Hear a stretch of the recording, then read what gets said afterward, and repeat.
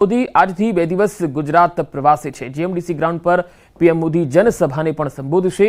8,000 કરોડથી વધુના વિકાસ કાર્યોની ભેટ જ્યારે ગુજરાતને મળવાની છે ત્યારે અમદાવાદમાં પણ તમામ પ્રકારની તૈયારીઓને આખરી ઓપ આપી દેવામાં આવ્યો છે। જીએમડીસી ગ્રાઉન્ડની આસપાસ પોલીસનો ચુસ્ત પહેરો ગોઠવવામાં આવ્યો છે। તમામ પ્રકારની વ્યવસ્થાઓ અને જે સુરક્ષાનો બંદોબસ્ત છે એ પણ ચુસ્ત કરી દેવાયો છે। કેટલાક માર્ગ જે છે એ ડાયવર્ટ કરવામાં આવ્યા છે। ખાસ કરી અમદાવાદના જીએમડીસી ગ્રાઉન્ડ અને વસ્ત્રાપુર તરફ આવવાના કેટલાક માર્ગો છે એમાં રૂટ ડાયવર્ટ કરવામાં આવે છે જેથી સામાન્ય ટ્રાફિક છે તેને વૈકલ્પિક માર્ગનો ઉપયોગ કરવાનો રહેશે। જેમાં બાજુમાં અમે બતાવી રહ્યા છે સ્ક્રીન પર વૈકલ્પિક માર્ગ છે તેનો લોકોએ ઉપયોગ કરવો। જે લોકો વસ્ત્રાપુર થઈને જવા માટે આવતીકાલે જવાના હોય તો તેઓએ આ જે માર્ગ જે આપેલો છે વૈકલ્પિક તેનો ઉપયોગ કરવાનો રહેશે।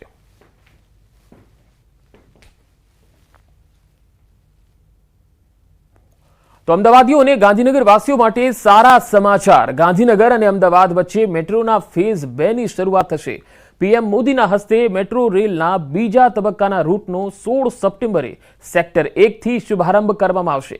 આ મેટ્રો અમદાવાદના મોટેરા સ્ટેડિયમથી ગાંધીનગર સેક્ટર 1 સુધી જશે, જેમાં 8 સ્ટેશન સહિત અમદાવાદ અને ગિફ્ટ સિટીને કનેક્ટ કરશે। મેટ્રોની કનેક્ટિવિટીથી લોકોનો સમય પણ બચશે અને ટ્રાફિકનું ભારણ પણ ઘટશે। 16 તારીખે પીએમના હસ્તે લોકાર્પણ બાદ 17 તારીખથી મેટ્રો સેવા શરૂ થઈ જશે। मीटिंग में ब्रीफ किया गया है। तकरीबन 21 किलोमीटर का रूट है और मोटेरा से इसकी कनेक्टिविटी है अप टू सेक्टर 1, जिसकी एक ब्रांच लाइन JNLU से टूवर्ड्स गिफ्ट सिटी आ रही है। इससे क्या है कि अहमदाबाद वासियों के और गांधीनगर वासियों का और गिफ्ट सिटी वासियों का आपस में इंटरकनेक्शन संभव हो पाएगा मेट्रो लिंक द्वारा। सर, गिफ्ट सिटी माने में पूरा बिजनेस हब है और यहाँ काफ़ी सारे उद्योगपति भी आएंगे, तो उनके हिसाब से सुविधा किस तरह से देख रहे हैं आप? गिफ्ट सिटी एक इंटरनेशनल स्टैंडर्ड का सिटी है और इसकी जो इंटरनेशनल स्टैंडर्ड का ही इसको ट्रांसपोर्टेशन सिस्टम चाहिए था। तो मेट्रो आज जैसा आपको विदित है कि ये इंटरनेशनल स्टैंडर्ड का सिस्टम होता है, तो इससे जो भी हमारे फॉरेन डिग्निटरीज आएंगे, फॉरेन बिजनेस के लोग आएंगे, उनको ये एक मेजर सोर्स ऑफ अट्रैक्शन भी रहेगा, प्लस उनके ट्रांसपोर्टेशन में बहुत ज़्यादा उनको सहूलियत होगी। तो गिफ्ट सिटीથી સેક્ટર 1 સુધીની મેટ્રો સવારી તમે જોઈ રહ્યા છો કે જેની શરૂઆત થઈ ચૂકી છે અને તે શરૂઆત પ્રધાનમંત્રી નરેન્દ્ર મોદી 16 તારીખે કરાવશે। આ મેટ્રોથી સીધા ગાંધીનગર ગિફ્ટ સિટીના દ્રશ્ય જોઈ રહ્યા છો કે વિવિધ સ્ટેશનો જે છે 8 જેટલા સ્ટેશનો પર આ મેટ્રો જે છે તે ઊભી રહેવાની છે। 35 રૂપિયા આ ભાડું મિનિમમ ભાડું જે છે તે ભરી અને લોકો મેટ્રોની મુસાફરી માણી શકશે। એટલે કે અગાઉ અમદાવાદની અંદર આ મેટ્રોની કનેક્ટિવિટી હતી, હવે અમદાવાદથી ગાંધીનગરની મેટ્રો મુસાફરી કરવી હવે દૂર નથી। એટલે કે વિવિધ સ્ટેશનો જે છે તે જોઈ રહ્યા છો કે સંપૂર્ણ આ રૂટ મેટ્રો મોટેરા સ્ટેડિયમથી લઈ અને ગાંધીનગરના મહાત્મા ગાંધી મંદિર સુધીનો રૂટ જે છે તેની શરૂઆત થઈ ચૂકી છે। આ પ્રકારનો આખો રૂટ જે છે તે આવનારા દિવસોની અંદર મુસાફરી જે છે તે કરી શકશે। આ બંને તરફથી તમે જોઈ રહ્યા છો કે આ ગિફ્ટ સિટી મુખ્ય સ્ટેશનથી લઈને સેક્ટર 1 સુધી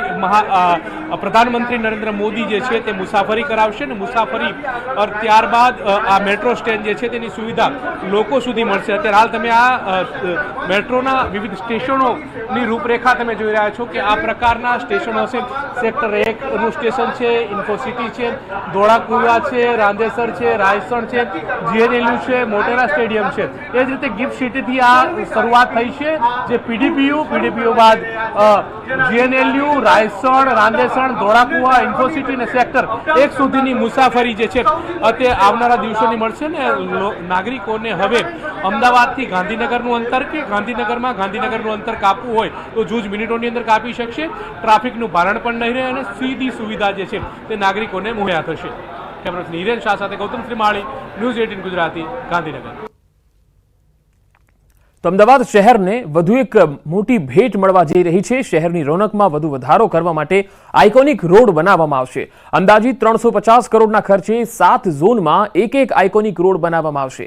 આ આઇકોનિક રોડની ખાતમુહૂર્ત પીએમ નરેન્દ્ર મોદીના હસ્તે કરવામાં આવશે। જીએમડીસી ગ્રાઉન્ડ ખાતે પીએમ મોદીના અભિવાદન સમારોહ દરમિયાન આ લોકાર્પણ અને ખાતમુહૂર્ત કરાશે।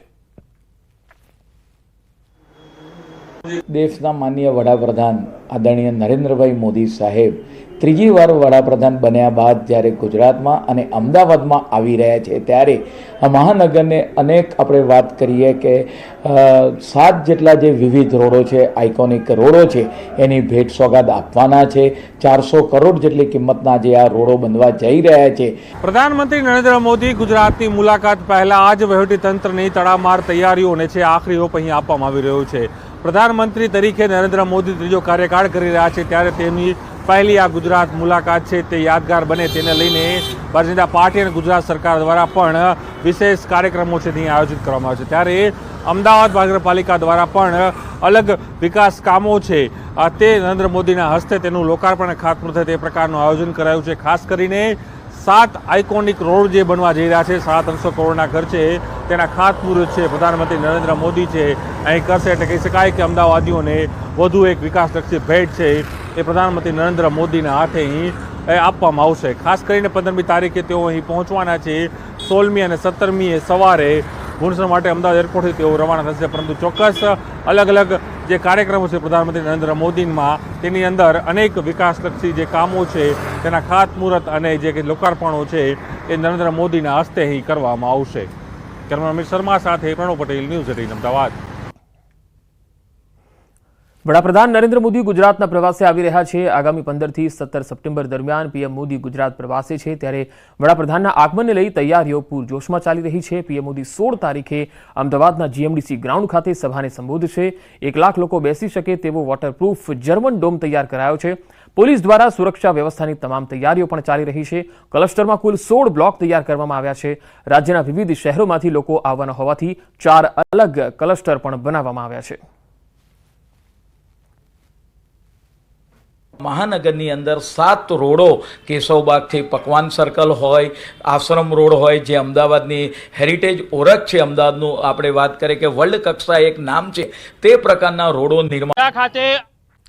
અંબાજીમાં ચાલતા ભાદરવી પૂનમના મેળાનો આજે 4થો દિવસ છે અને 3 દિવસમાં 9.88 લાખ શ્રદ્ધાળુઓએ મા અંબાના દર્શનનો લાભ લીધો છે. ગઈકાલે અંબાજીમાં 3જા દિવસે 4.89 લાખ શ્રદ્ધાળુઓએ માતાજીના દર્શન કર્યા હતા અને ગઈકાલે મંદિર પૂરું કુલ 699 ધ્વજાઓ ચડી હતી. ત્યારે ગઈકાલે અન્ય ક્ષેત્રમાં 85,000 લોકોએ નિઃશુલ્ક ભોજનનો લાભ લીધો હતો. જ્યારે મોહનથાળ પ્રસાદના 3.50 લાખ પેકેટનું વેચાણ થયું હતું. 18મી સુધી ચાલનારા મેળામાં હાલ પણ મોટી સંખ્યામાં પદયાત્રીઓ અંબાજી જઈ રહ્યા છે. યાત્રાધામ અંબાજીમાં ભાદરવી પૂનમનો મેળો ચાલી રહ્યો છે. લાખો શ્રદ્ધાળુઓ મા અંબાના દર્શન કરવા આવી રહ્યા છે. ત્યારે શ્રદ્ધાળુઓ દર્શન કર્યા બાદ મોહનથાળનો પ્રસાદ લેવાનું ભૂલતા નથી. કોઈ મોહનથાળનો પ્રસાદ લીધા વગર જાય તો યાત્રા અધૂરી રહે તેવું લોકો માને છે, જેના કારણે પ્રસાદ કેન્દ્ર પર લાંબી લાઈનો લાગી. મંદિર દેવસ્થાન ટ્રસ્ટ દ્વારા 16 ઉપરાંત મોહનથાળના પ્રસાદ વિતરણ માટેના સેન્ટર ઊભા કરવામાં આવી રહ્યા છે. અંબાજી મંદિર દ્વારા ચીકીના પ્રસાદ વેચાણ માટે પણ વ્યવસ્થા કરવામાં આવી છે. પરંતુ ચીકીના પ્રસાદનું વેચાણ નહિવત હોવાથી ચીકીના વેચાણ માટે માત્ર 2 સ્ટોલ જ કરવામાં આવ્યા છે. મોહનથાળ પ્રસાદ કેન્દ્ર પર લાંબી લાઈનો જોવા મળી હતી. ત્યારે ચીકીના વેચાણ કેન્દ્ર પર ગણ્યા ગાંઠિયા યાત્રિકો ચીકીના પ્રસાદ લેતા નજરે પડ્યા હતા. 80 થી 85% મોહનથાળના કેન્દ્ર ધમધમી રહ્યા છે. 120 પેકેટ લીધેલા છે. અમે દરેક ગામની અંદર અમે બધાને આપીએ છીએ, બધા મંગાવે છે એટલે બધાને માટે લઈ જઈએ છીએ. ચીકીનો પ્રસાદ તો ઓછો મંગાવે છે, વધારે પડતો મોહનથાળનો પ્રસાદ મંગાવે છે. મેં 6 પેકેટ લીધા છે ચીક્કીના, ચીક્કી પ્રસાદીના 6 પેકેટ લીધા છે. મોહનથાળના પણ 6 પેકેટ લીધા છે. કાઉન્ટર અલગ હતું ને એટલે લોકોનો અહીંયા ભીડ ઓછી છે. બાકી જો કાઉન્ટર જોડે જોડે હોત ને તો સરખી માત્રામાં વેચાતા. અંબાજીમાં ભાદરવી પૂનમના મેળાને લઈને ચુસ્ત બંદોબસ્ત ગોઠવી દેવામાં આવ્યો છે. ત્યારે ભુજ રેન્જના આઈજી ચિરા કોરડિયાએ અંબાજી મેળામાં ગોઠવેલા બંદોબસ્તની સમીક્ષા કરી. તેમના જન્મદિવસ નિમિત્તે ધ્વજારોહણ કરી માતાજીના આશીર્વાદ મેળવ્યા હતા. લાખો શ્રદ્ધાળુઓ ગુજરાત રાજ્યની અંદરથી બહારથી પણ ચાલતા દર્શને આવી રહ્યા છે. ઠેર ઠેર સેવા કેમ્પો લાગ્યા છે. પોલીસ પણ અત્યારે આ સેવાના કાર્યમાં, બંદોબસ્તના કાર્યમાં લાગેલી છે. ખૂબ ઉત્તમ કક્ષાનો બંદોબસ્ત ગોઠવવામાં આવેલો છે અને ભાદરવી પૂનમનો મેળો નિર્વિઘ્ને પૂરો થાય માં અંબાને પ્રાર્થના છે. અંબાજીના ભાદરવી પૂનમના મેળામાં મોટી સંખ્યામાં અવિરતપણે ભક્તો પગપાળા પહોંચી રહ્યા છે, ત્યારે પદયાત્રીઓ માટે મોબાઈલ ચાર્જિંગની સુવિધા માટે એક વિશેષ કેમ્પનું આયોજન યુવાનો દ્વારા કરાયું છે. ધાનેરાના હરિમિત્ર મંડળ દ્વારા પાલનપુર અંબાજી રોડ પર ચલોતરા પાસે મોબાઈલ ચાર્જિંગનો કેમ્પ છેલ્લા 8 વર્ષથી ચલાવવામાં આવ્યો છે. આ કેમ્પમાં 25 કંપનીઓની અલગ અલગ પિન ધરાવતા ચાર્જરો લગાવવામાં આવ્યા છે. આ ચાર્જરોની 24 કલાક ભક્તો પોતાના મોબાઈલ ચાર્જ કરી શકે છે. મોબાઈલ ચાર્જરોની સાથે ભક્તોના મનોરંજન માટે ડીજે પણ વગાડવામાં આવી રહ્યું છે. વધુમાં આ કેમ્પમાં ભક્તો માટે નાસ્તાની મેડિકલ સુવિધા સાથે આરામ કરવાની પણ વ્યવસ્થા કરાઈ છે. અમે લોકો મિત્રો મળી અને આ કેમ્પનું આયોજન કરીએ છીએ, જ્યાં કમસે કમ 20 થી 25 ચાર્જરો મૂકવામાં આવ્યા છે અલગ અલગ પિનના. તેથી ચાલતા જતા માણસો ત્યાં ચાર્જિંગ કરી શકે છે. એ ચાર્જિંગની સાથે સાથે અમે લોકો ગરમા ગરમ પોહા પણ આપીએ છીએ. એના અંદર અલગ અલગ જાતના ડ્રાયફ્રૂટ નાખવામાં આવે છે તાકી માણસોને ચાલવામાં તકલીફ ન પડે. સાથે સાથે અમે લોકો ચૂરમાના શુદ્ધ ઘીના બનેલા લાડુ બી આપીએ છીએ. અમને ખાસ કરીને જ્યારે અમે ચાલતા જતા હતા અંબાજી, ત્યારે અમે જોયું કે આખા રસ્તામાં મોબાઈલ જ્યારે ડેડ બેટરી થઈ જાય ત્યારે મોબાઈલ ચાર્જિંગ કરવાની બહુ તકલીફ પડે છે.